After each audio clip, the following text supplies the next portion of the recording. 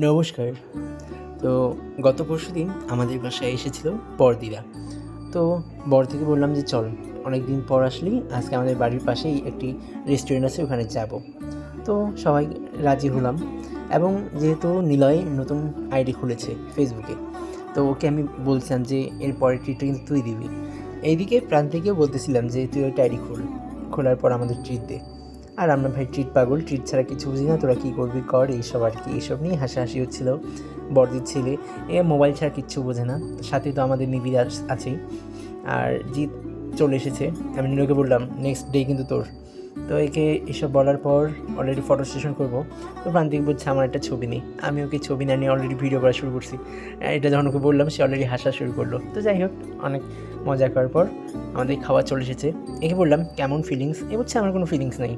মানে আমরা সন্ধ্যাতে পর খাইয়ে গেছি বাসা থেকে, আর এখানে কী খাবো, জাস্ট আড্ডা দেওয়ার জন্য। তো বেশি কিছু নেই, জাস্ট চিকেন ফ্রাই আর ঠান্ডা খেয়ে দিয়ে চলে আসি বাড়িতে।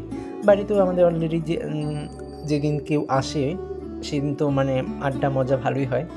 ঠাকুমার কাছে গল্প শুনতেছিলাম, তার যুগের কাহিনী, তাদের প্রেম কাহিনী, এইসবই কথা হচ্ছিল। তো কেমন লাগলো ভিডিওটি অবশ্যই জানাবেন। ভিডিওটি এখানেই শেষ করছি। দেখা হচ্ছে নতুন কোনো মিনি ব্লগে। ভালো থাকবেন, সুস্থ থাকবেন। ধন্যবাদ।